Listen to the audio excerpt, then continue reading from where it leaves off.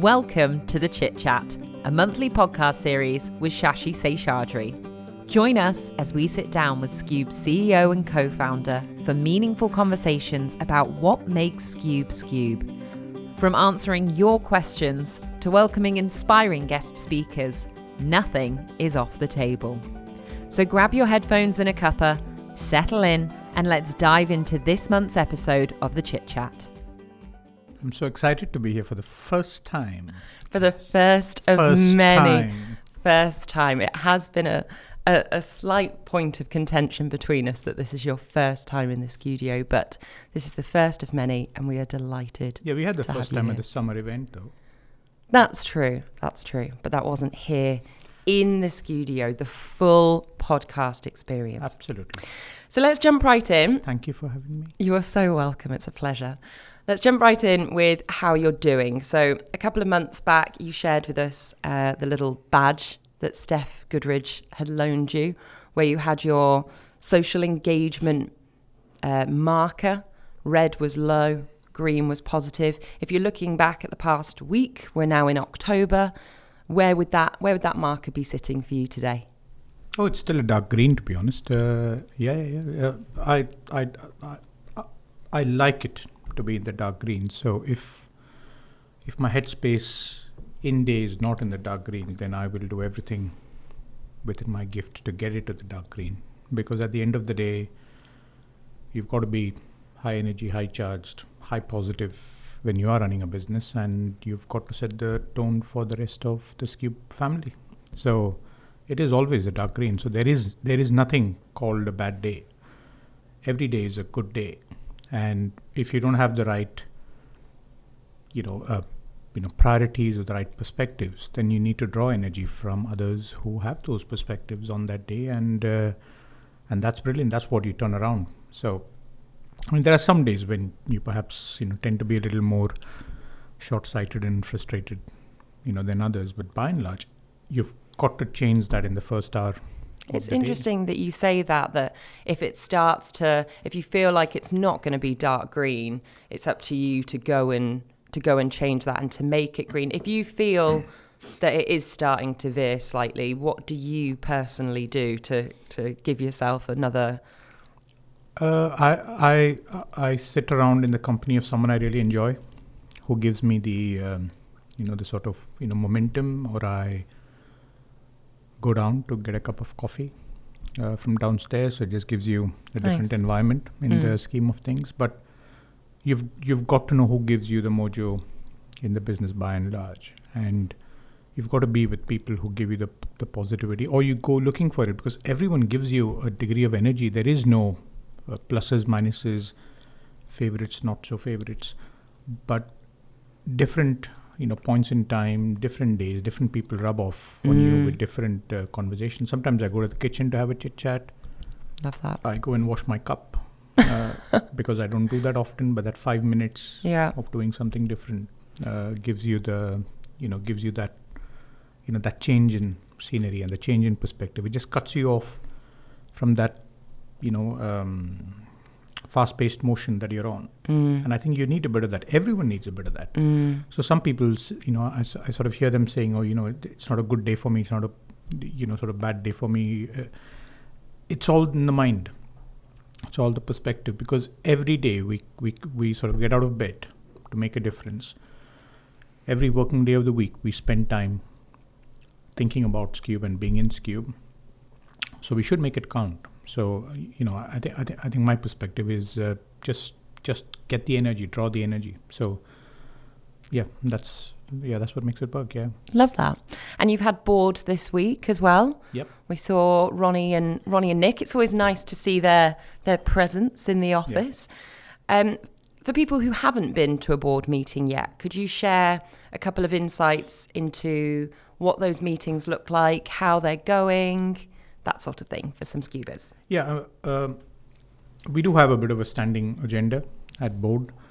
It generally kicks off first 5 minutes. You'll have Ronnie, sort of contextualizing the mood music, because what we always have before a board meeting is a pre-board call, which Ronnie, as the chair, would do with myself, Indu, Steve, Nick, from a BGF perspective, which means if there are thoughts that any of the other board members have coming into the board, then we talk about it.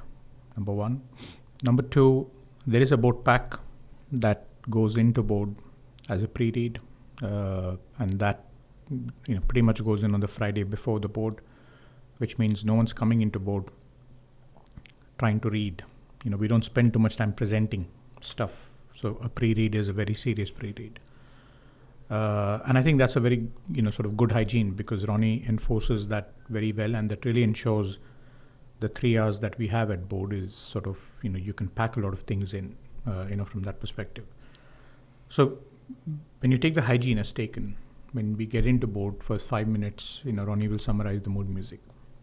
So that's a big tick. So that sort of sets the tone in terms of what to expect for all the board members. We then typically get into a CEO update, which is what are the key highlights, what's happened as a chief exec, what am I letting board know has happened or not. And it doesn't always need to be good news, but it's very factual.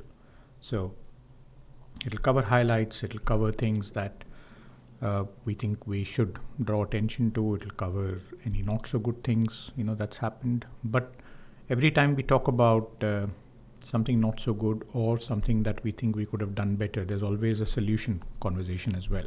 What I don't do is I won't present a problem without a solution. Likewise, we have a very candid, open, transparent conversation, which means if there is something brewing, we will talk about it. We won't wait for it to have fully brewed.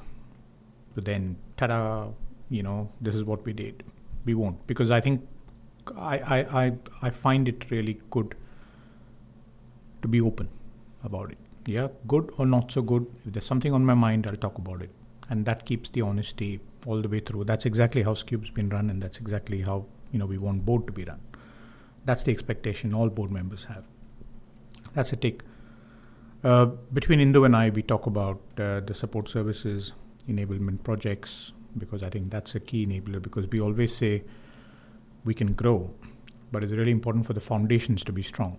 If the foundations are not strong, then we wouldn't be able to sustain any growth that we have.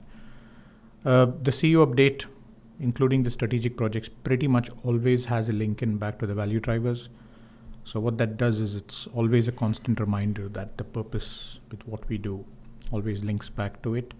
It has a link back to the business outcome and the key KPIs we've got for the year. So that's ticked off. Steve then covers the CFO report. So that really brings in the financial perspective to it. And we sort of bring very contrasting yet complementary lenses to it. And I think we try not to team tag to try and give a narrative in. I think the independence between two functions, I think, is really important to me, and I value Steve's input to that. And I think that brings in the balance. So what that also does is, given that we've executed DOA and things like that, it also helps me understand the sensitivities that we need to help Steve with. Otherwise I can go off on a tangent, and we've got to sort of harmonize in terms of how we look at it. And then 9 out of 10 we end up with 1 or 2 deep dives, which again are really interesting because we don't present, we talk about it. So there's always whoever is doing a deep dive. So like this week we had 2 deep dives. One was, Jess, you were there, where we spoke about the Skuba experience launch. And then the second one later was talking about the forward pipeline and the key levers for growth over the next 12-18 months. To which we had Gurvinder, Nick, and Andy in it. So the core opco team was there. But what that really does is it ensures all perspectives come onto the table. So one of the key takeaways from this board was the candidness of the conversation around the strengthening of the foundations. I think to some extent helped Ronnie understand that because we sometimes don't talk about a deal conversion being a complex thing, and sometimes we don't talk about delivery issues, it doesn't mean they aren't important. It doesn't mean we don't have them. it means equally as board, we need to have the patience and the maturity to understand that we're supporting our teams. And some things, Rome wasn't built in a day, so it takes some time to turn things around in a sustained manner. And I think it's that sort of richness which we really enjoy. Absolutely, board is a very, very interactive piece. And, we hear, Ronnie and Nick both very constantly at the end of the board telling us as a team that they really enjoy the maturity of the conversation. And within 6-7 months of a relationship, to get into this sphere, I think is new territory for them, which is fab. True kudos to the bottom up. Yeah, I think they are already very much part of the Skewb family. From my point of view, Nick was using phrases like "we need to Skewbify this" in conversation, which just made my heart so warm inside. I couldn't believe he was using Skuba language, and it's great to see that. But at the start, obviously, they were very much coming in, and we were having to say to an external body, this is us, this is who we are, this is what we stand for. Were there any, having that different perspective, were there any kind of key insights or anything through your journey with them so far where they've said something and you've thought, oh, I've not actually thought of Skewb like that before? I think the formulation of value drivers was really good because it very structuredly gives you 6 or 7 key strap lines or perspectives that help you always think everything in the business should reference back to that. So I think the value drivers I absolutely, I'm in love with because it gives you focus. Yeah, so I think that's a big tick. I think the second bit is we start to understand the decision making and the balance. So I always say, in so many years of Skewb, no one has actually put money on us and backed us, putting their own, due diligence and all the other bits aside, but they've backed us, and, Nick and Kyle have absolutely backed us. So it's really important that as much as we have a plan and commitments and, the market may give us potential to outperform and all of that, it's really important to deliver the plan first. Do it in a way that it is sustainable. Do it in a way without losing the values. Do it in a way where we don't think we're running the business in any different way than we would have if BGF were not, sort of aside us or with us. And I think Nick's really helped us have that, that seamless transition into a BGF world. Because when you go through a private equity process, everyone tells you things don't go well and, and the whole draft. I actually feel BGF coming on board has given us more muscle power. And because the values align, the conversation is the same conversation. So I think the ability to maturely be focused on the fact that deliver the plan first, strengthen the foundations, then we will seek to outperform. I think that has strengthened further, and it is really good that I definitely feel I have the whole backing of the board to be able to do that. So that means there is a very seamless transition between an opco conversation to a board conversation, up, down, top, down, bottom up, in whichever way you look at it. So we don't feel, we're doing anything different. And, and I think that's good. So the two things, definitely are the value drivers and the plan, yeah. Amazing. Thank you for sharing those insights with us. Switching gears slightly to your personal life. Mm-hmm. Am I right in thinking you're moving house next week? Yeah. That's the plan. That's the plan. Your face. I'm guessing Indu is very much in charge of the packing of the boxes and all of that. But it got me thinking, in moving all your possessions, is there any box in particular or an item in particular which you absolutely cannot lose in this house move? For me, it would be my books. I always have, if I read a really good book that I enjoy, I always joke, oh, that's going to go in my library. I don't have a house big enough for a library, but one day I will. And so I'm building my library collection. So I would be devastated if they didn't make it in the house move. And I have a little memory box as well with cards and mementos in. Do you have anything like that? Or are you not such a reflective person as I am? Oh, there's a whole ton of things, yes. My shoes. Oh, of course, the shoes. So my shoes are packed by me. My clothes are packed by me because there are certain things I like to wear quite regularly on, certain comfort clothes. Yeah, so some clothes you really feel yourself in. And then my whole work shelves, because I always preserve my books. So my books in which I write, I don't open them to go through, but but I do remember when you look through those books, it just gets you back to the moment where your mind was in the scheme of things, and it's always nice to look through those over the years. And then I have this a folder that I've carried through my life, which has, I think, 3 things in it. One is my certificates. Second is a workshop that I did in my GCSEs in India, which sort of said, what do you want to be in your career? And it had 3 things written on it. It was a career workshop done by a family friend. I think one was doing something in sort of electronics or computer science, which is what my graduation was. There was one that said I may want to start my own business. And then there's the third one, which is movie director. So I've done 2 out of 3 on that. But I always have that.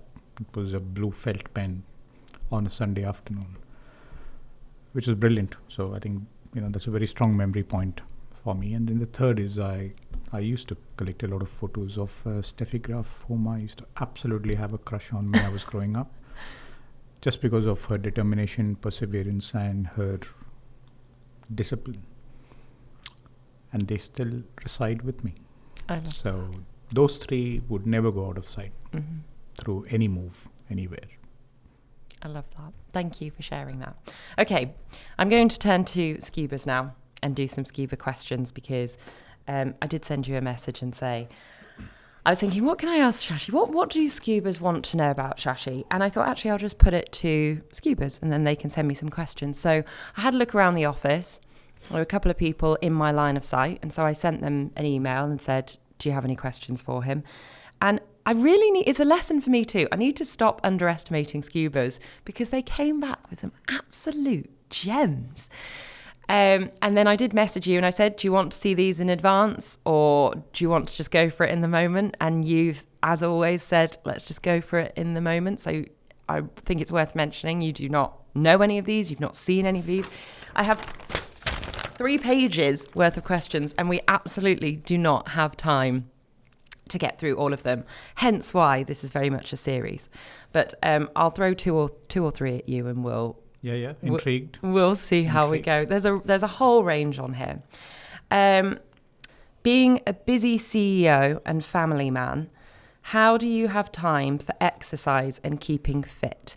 I thought this was a very pertinent question, because you have had a bit of a shift over the last couple of years. You do take your health very seriously. Can you talk to us a little bit about where that change in mindset came from and how you hold true to it? It is, over the years, I have never given as much attention to my health as I have in the last couple of years. I think it was 2021 summer, and I remember it was just after my birthday. We were in London. We stayed at the Park Plaza, Westminster Bridge. There's a bit of propaganda there. And the hotels have this weighing scale. And I stood on it. And it said 118 kgs. And I felt shit. Absolutely shit. Because, I've always been heavy. Don't get me wrong. When I was a kid, due to my wheezing problem, I think I had steroids and stuff as a very young kid as medication for a couple of years, and you put on weight because of that. But 118, I always thought I was around 105 to 110. When it was 118, it really shook me. That weekend, I was thinking, oh shit, right, what's up? And then I think for a month, I had tried different things. So I used to not like going to the gym. It was always my CSR, corporate social responsibility contribution. Take a gym membership, never land. So direct debits go out. I tried for a month. I used to walk, and it didn't shift. So I realized there's only one way, which is the gym. I think number 2 was, I think I was a little scared at 118 because I was in my early 40s and I was thinking, I have a whole, raft of life ahead. Where is my direction of travel? And then I used to look at some of my pictures and I used to think, oh shit. But then, that's what drives you. So I then, went to the gym at Warwickshire. I then very intentionally wanted a PT.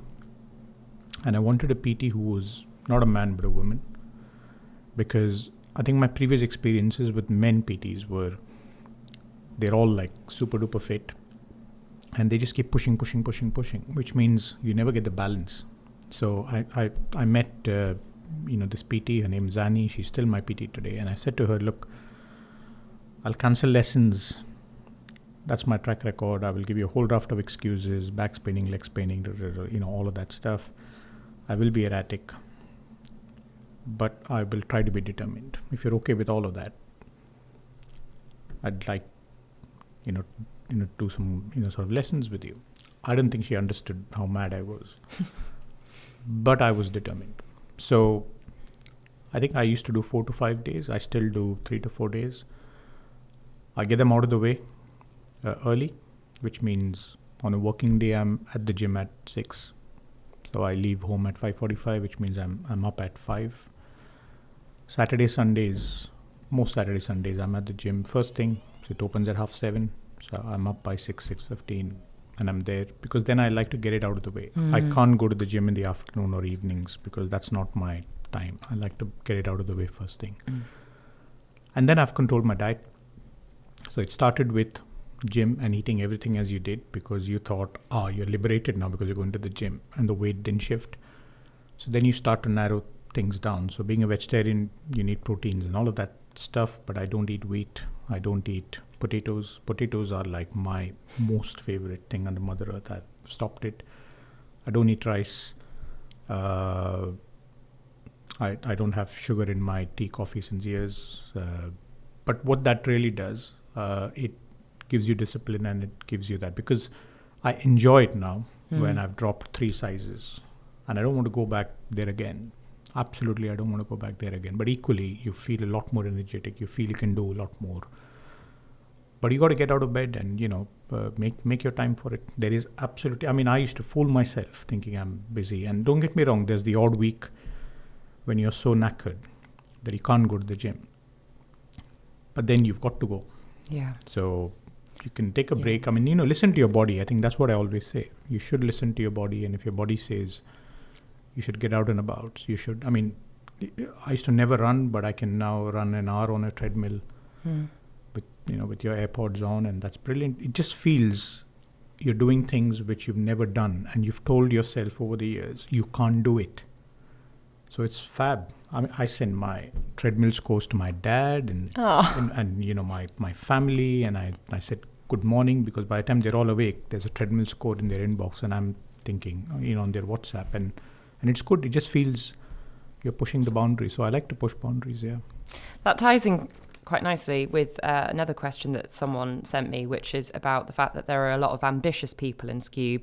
that really want to deliver for you and our clients, helping to achieve Skewb goals. But it takes a lot of commitment and energy from all involved. You know, people are going to client sites, they're having those busy weeks and trying to find the extra hours in the day. So this question is, what drives you to give it 100% every day? And do you have days where you struggle with the pressure? If so, how do you deal with it? I mean, I think you should love it first. If you love it, there is no pressure. Absolutely. Do I feel pressure? No. But do I feel every morning when I get up, there's that butterfly that's sort of tickling you, thinking, shit, it's another good day, get on with it. Absolutely. Do I have moments where I'm unsure? Yes, there are. But you've got to work the logic back, get back to playing to your strengths. But you have to love it. If you love it, there is nothing called pressure, because the mind is a very strong beast. It can overcome anything in the scheme of things. I mean, I know, and I'll share this. Many people think I'm a 24/7. I just keep working. I don't believe that. I spend ample amount of time doing the things I love.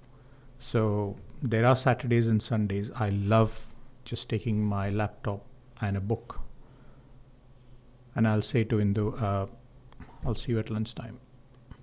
And after my gym, I'll just shower and I'll head out to a coffee shop, because I love the 4-5 hours listening to some music, just hearing the chirp of people you don't know, doing some work. And that work could be just browsing and reading stuff. It doesn't need to be serious getting through your tasks. But it's a moment that I look forward to. So you need to love it. So when we say 24/7, he's always on. I'm not always on. I'm always on doing things I love. So, because that's what drives me. So I think that's one. Second is, because it drives me doesn't mean my interests I expect all my Skewbers to imbibe and follow either. So it isn't one where because I'm on doing things I love, I expect everyone to do the same. So I think each one loves different things. So you've got to follow your passions, right? So no, I mean, if you love it, you'll be on it. So do what you love. I think I love running Skewb because Skewb's my baby. Absolutely no doubt about it. I give it my all, and it is a child that actually gets most of my attention, more than even Shraddha or Sid. But it's because that child has many more families connected to it, that you've got to nurture it in the right way. So if you've got the right philosophy about it, you will do it. And then I love making my movies. So Skewb is directing a film. You've got to get the right people at the right times doing the right thing, and you've got to constantly calibrate. And people may think that's being unstructured, but actually it's not. That is agility. I mean, you can't change plans every day, I get it. But you've got to constantly be reflecting on, are you playing people in the right positions? And if you think they aren't, you've got to talk to them and keep calibrating positions. It is not a position of weakness. I think it's a position of strength, that as a business we're able to do that, because that ensures we can get the best out of everyone. So as long as you can direct your film in terms of running your business, and as long as you absolutely love running your business, there's no reason to feel the pressure, is it? And to be honest, that's my philosophy. Yeah, I think it's a good point that how you decompress looks different for everyone, in the same way that when you go to your quote Mojo givers, some days you want the loud, energetic people around you, other days you want some deeper, quieter insights. And in the same way that I remember you stood up at the CEO update and said you were working while you were away, but you did also take time every morning to go down, to have your coffee by yourself and just sit there and enjoy your coffee. So I think it is finding that balance, isn't it, of the fast pace, the agility, but also the moments of reflection. 100%. You need that, And I think the other key thing you need is make everyone around you aware that that's your interest. From my family perspective, they know my interests. So I get my space. And they also understand my competency levels at home. So I'm incompetent. I have no problem saying that. And I don't pretend. Some things give me stress. Yeah, cooking gives me stress. Putting things in the dishwasher give me stress. So I'm a human being. So there's some things we all work through, some things we can't. But then, Indu understands that. My kids understand that. So they all step in to offset my incompetence. And that helps me be my free bird, be the free bird I am. So, you can't do it without the ecosystem around you. So I think it's really important, and I say this to everyone, you can be independent and make decisions. But when you have a family around, it's really important to get their support with it. And you will get a gripe here or a gripe there. But what that does is, in a very self-aware environment, everyone's living their life. If you just get on without doing anything and communicating, then it is difficult. So I think it's important to always keep your ecosystem well informed about how you're playing your role in it. Talking of ecosystems and being together and communicating, we are now in these lovely offices. I never knew the Pure offices apart from one meeting with you, but it does feel like a very vibrant and creative place to work. One question is to do with silos and the fact that we have a hot desk environment here, but people do tend to gravitate towards the same areas. You know when you look in certain areas of the office who's probably going to be there. So this question is, do you think the silos in Skewb have improved or gotten worse since being in the woods? It's improved for sure. Yeah. I mean, it has improved. No doubt about it. Different parts of this office give you different energies, if you really look at it. I mean, that's what I believe. I hardly sit in my office. I'm out. I'm either in the You're never in it anymore. We were just saying this. I walked past the other day and there was a young blonde woman in there taking calls I'd never seen before. Yeah. I mean, I love the energy when someone else uses the space, because it is a space that should be welcoming, and the door should be open and people should use it. I mean, there are some days when you need your silence or you need your phone calls or something really urgent, important, where I would go in and work, but hardly, because you got to be there with everyone. I think in woods it has improved, no doubt about it. It's also important we are very self-aware about it. So there are times when, and I can be quite straight in people's faces, because sometimes when you've got the same coterie of people sitting around, we should, and I would encourage all Skewbers, go have a chit chat and break up the mold a bit. Because what that does is it just brings in a different richness in conversation when you have people around. And wherever I am, there's always 2 or 3 bar stools that are vacant, and if you find it vacant, come and perch. You will get water and coffee and food, because every time I source for myself, I will source for everyone around me, as you you all know it. So there is no formality with it. I think you should spend time, you should break the barrier, and you should do things unconventional, because I think it's because if you do that, there's a learning with it. Just spending time with someone around you helps you learn something about them. And it is a data point that will go in your psychometric. And that will help you at some point in time in a future interaction with the person concerned, because you understand something better about them. We talk about data and we talk about AI. We talk about cognitive. We talk about predictive. This is part of that, isn't it? We are all doing that. So me knowing what gives you a buzz, Jess, and you knowing what gives me a buzz is all data and AI, isn't it? We're all collecting data points. So if you socialize and if you collaborate, what you're doing is you're collecting data points of each other. Humans are inbuilt AI and cognitive.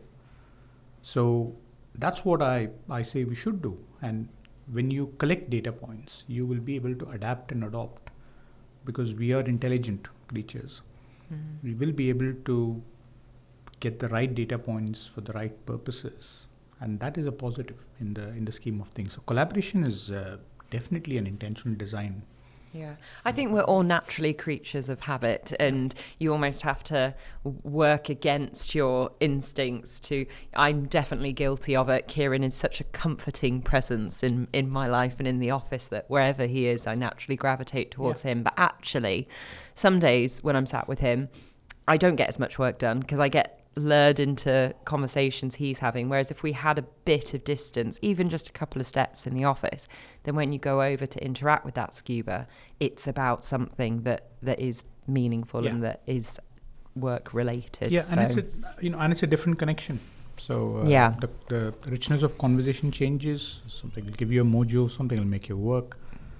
Mojo is definitely the word of this podcast. Yeah, Mojo. You said it didn't have a title, maybe. Maybe it's Mojo. As the Skewb family is getting bigger and bigger, which is so lovely to see, how are you planning to keep in touch with everyone as you used to do when the numbers were lesser? That is a very interesting, question, Jess. I think maybe that's one of the reasons I sit on the high bar, the high stool, high bar stool there, because any new face that, that I see that I haven't seen before, I will go around and chirp as I do. I know I haven't met everyone in Skewb even today, especially after the DPP team integration. There are many faces, there are many names I may not have cross-reference. There is no formula to it, I think the bit I would say is I like to be invited to a whole raft of things, team meetings, delivery leadership type things, any offsites, meals, whatever. If I can make it, I will make it. CEO updates and social happiness days are great touch points. I mean, they're not cheesy. They're meant to genuinely create it's a day of stand back, reflect, do your bit. And collaborate and enjoy, because we sometimes forget to smile. And I think for me, the social happiness days are days where you just come out and smile, and you it sort of changes the mojo. We have to be optimistic in life. Optimism is very, very integral to it. So a glass need not be half empty; it should always be half full. So I think that's key. So yeah, conversations, events, touch points, in persons. I mean, anyone whom I haven't met, come and chirp, drop me a Teams chat, drop me a WhatsApp. Emails I get to quite late, but I will get to you by, like in a week's time if I'm not there with you before. But I think we should talk. The more we talk, the more, the more we will be. And hence I like to feed off nuances. I think when the DPP team came on board, I like the fact that Wayne, sort of acted in movies and stuff. So suddenly there was a connection. And then I remember Wayne saying to me, "Oh, well, how do you put these expenses?" And he was trying to find the HR team and all of that. I said, "Mate, come on. Wayne came to you for help with his expenses. He didn't mean to. I think he was asking me, where is the HR team type stuff. And I said to him, what is it? I don't think he expected I will show him how expenses were put in. But it solved it in 2 minutes, isn't it? Tick, done. Sam and Devin liked this big Amazon £6.99 block pencil, which is 5 times the size of a normal pencil. Just small things. Yeah.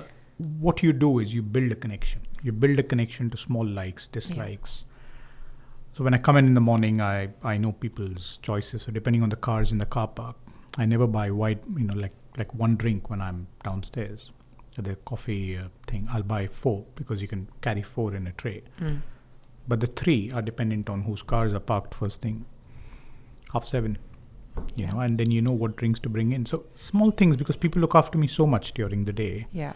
Whatever small things you can do, you should do. And then, collaboration and getting to know people is part of that. So the more everyone reaches out to each other, Skewb will be a fantastic place because, I think I said it before, you don't stop doing the right thing because you're growing. You always do the right thing consistently.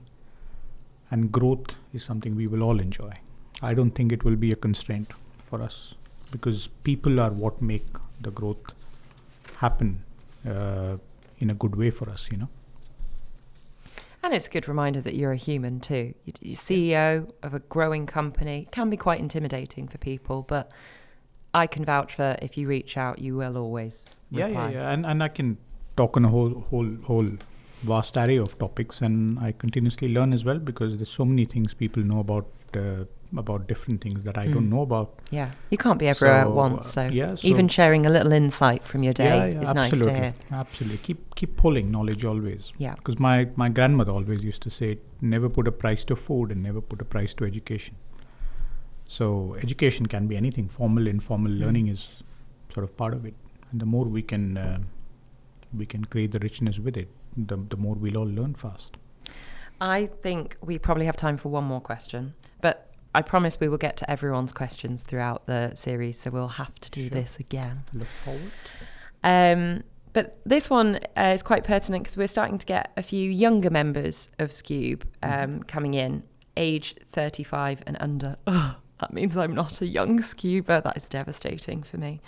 But we are starting to see a few younger faces in the office, which is great. They're talking about the tickety-tockety, as my mum would say.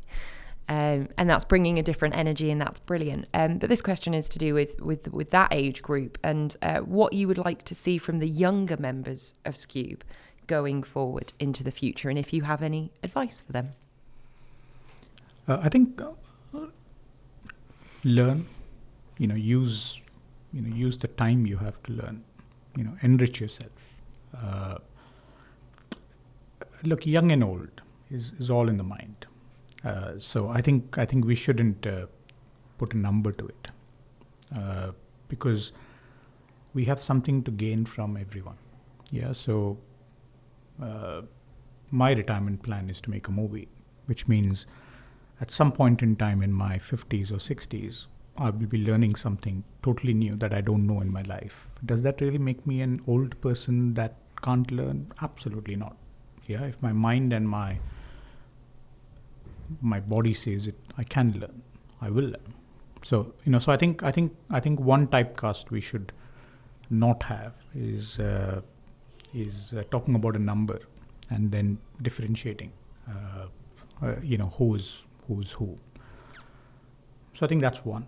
So I think number two is learn always. So be true to it. And I think the Journey 23s, Journey 24s are my small little excuse, because all we say to everyone is, if you've got a passion to do something, all we want is to be sure you finish it. And learning to finish something that you start is something we take for granted, but actually it isn't common. So that's good. 3, if there are best practices, bring them in, because the world is an oyster now, and for the good or the bad. So we don't know what we don't know. So I think that's good. 4th, I say to everyone, participate. Don't sit back. And 5, challenge status quo and challenge yourself, push boundaries. Because I think if you do that, you will find something about yourself that you've not found before that'll make you look good. And you like it. And likewise, you'll feed off something that someone else is good on. And then that works. And last but not the least, love everything you do. Otherwise, you can't stay true to yourself. Goes back to that phrase, if you do something you love, you'll never work a day in your life. Yeah, absolutely. Yes, absolutely. And I think, that's got to be the motto for everyone. So, yeah, I think that's my 2 pence. Perfect. Well, thank you very much for joining us. Did you enjoy the questions? I loved it. And thank you for having me. A massive thank you to Skewbers for sending in such great questions. Yeah, and really enjoyed it. They're brilliant. There's so many more. We haven't even scratched the surface. So I look forward to putting more questions to you next time. But for now, Shashi, thank you very much. Thank you, Jess. Thank you for having me. Thank you for listening to this episode of the Chit Chat.